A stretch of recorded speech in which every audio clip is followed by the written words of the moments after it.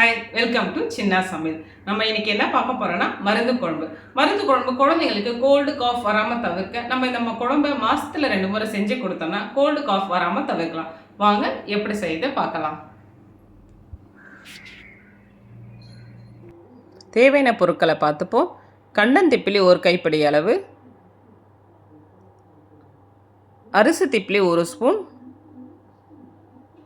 வெள்ளைக்கடுகு 2 spoon, தனியா 3 spoon, ஓமம் 2 spoon, கருஞ்சீரகம் 1.5 ஸ்பூன், 6 காஞ்ச மிளகாய், வெள்ளை மிளகு 1 ஸ்பூன், வால் மிளகு வால் வச்ச மாதிரி இருக்கும் பாருங்கள், வால் மிளகு அது 2 ஸ்பூன் அளவு எடுத்துக்கோங்க. மோடி கட்டை பெரிய துண்டாக கிடைக்கும், அது நம்ம சின்ன துண்டாக கட் பண்ணி எடுத்துப்போம். சித்தாட்டை சின்ன துண்டு 2 எடுத்துக்கோங்க. சுக்கு 1 துண்டு, கட்டி பெருங்காயத்தில் கொஞ்சமாக 1 துண்டு எடுத்துக்கோங்க. லெமன் சைஸ் அளவு புளி எடுத்துப்போம்.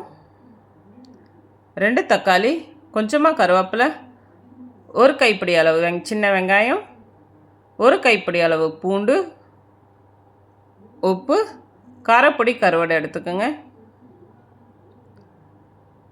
எண்ணெய் 100 ml எடுத்துங்க, நல்லெண்ணெய் 100 ml எடுத்துக்கோங்க. மோடி கட்டையை சின்ன சின்ன துண்டாக கட் பண்ணி எடுத்துக்கோங்க. சுக்கும் சித்திராட்டையும் இடித்து எடுத்துக்கோங்க, அப்போ தான் நம்ம வறுக்கிறதுக்கு ஈஸியாக இருக்கும். இப்போ கடாயில் போட்டு நம்ம வறுத்து எடுத்துப்போம்.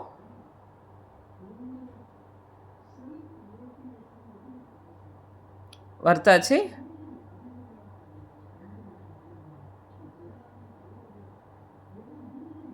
இப்போ மீதி உள்ள பொருட்களை போட்டு வறுத்து எடுத்துப்போம்.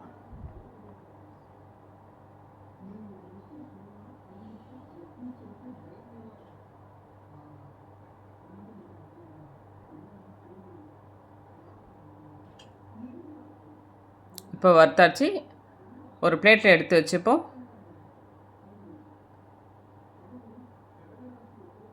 இப்போ 10 நிமிஷம் ஆற விடுங்க. ஆற விட்டு மிக்ஸி ஜாரில் அரைச்சிப்போம். கடாயில் எண்ணெய் 100 ml நல்லெண்ணெய் ஊற்றிக்கிங்க.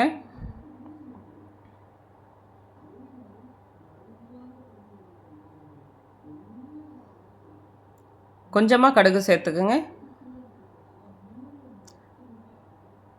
இப்போ வெங்காயத்தையும் கருவேப்பிலையும் சேர்த்துக்க போகிறோம்.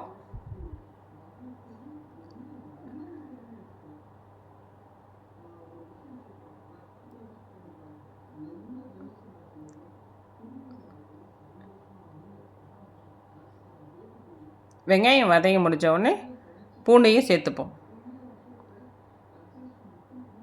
இந்த அளவுக்கு வதங்கின உடனே தக்காளியும் சேர்த்துப்போம்.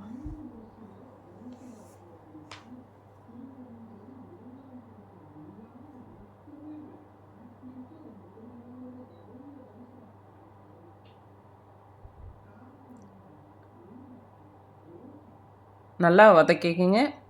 இப்போ வதங்கி முடிஞ்சிச்சு பாருங்கள். இந்த அளவுக்கு வதங்கின உடனே நம்ம கரைச்சி வச்சுருக்க புளியை சேர்த்துப்போம்.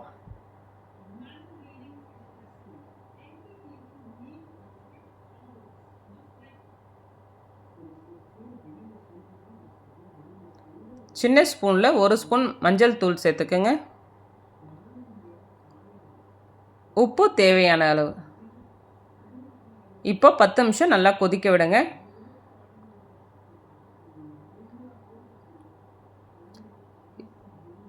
வறுத்து எடுத்து வச்சுருக்க பொருள் எல்லாம் மிக்ஸி ஜாரில் போட்டு அரைச்சி எடுத்துக்க போகிறோம்.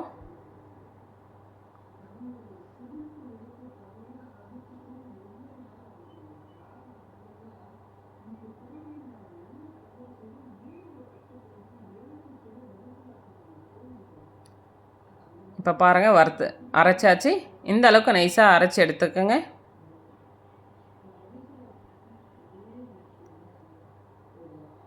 இப்போ 10 நிமிஷம் குழம்ப கொதிக்க விட்டோம். இப்போ பாருங்கள், குழம்பு கொதிச்சிச்சு. இப்போ 4 ஸ்பூன் அளவு நம்ம வறுத்து அரைச்சி வச்சுருக்க பொடியை சேர்த்துப்போம்.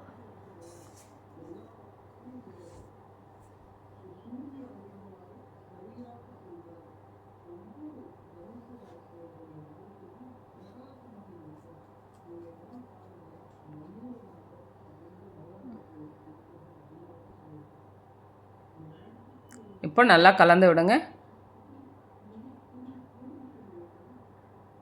இப்போ நல்லா கலந்து விட்டாச்சு. ஒரு அரை மணி நேரம் கொதிக்க விடுங்க.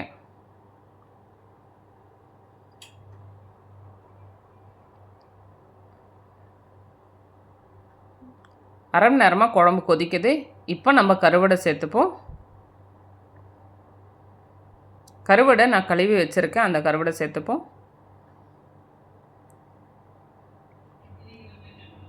நம்ம பெருங்காயம் வறுத்து இதுலேயும் சேர்த்துப்போம்.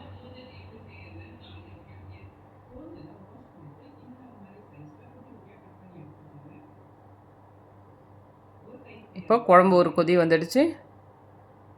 இப்போ நம்ம பவுலில் ட்ரான்ஸ்ஃபர் பண்ண போகிறோம். இந்த குழம்பை நீங்கள் வீட்டில் ட்ரை பண்ணுங்கள். உங்களுக்கு பிடிச்சிருந்தால் லைக் பண்ணுங்கள், ஷேர் பண்ணுங்கள், சப்ஸ்கிரைப் பண்ணுங்கள்.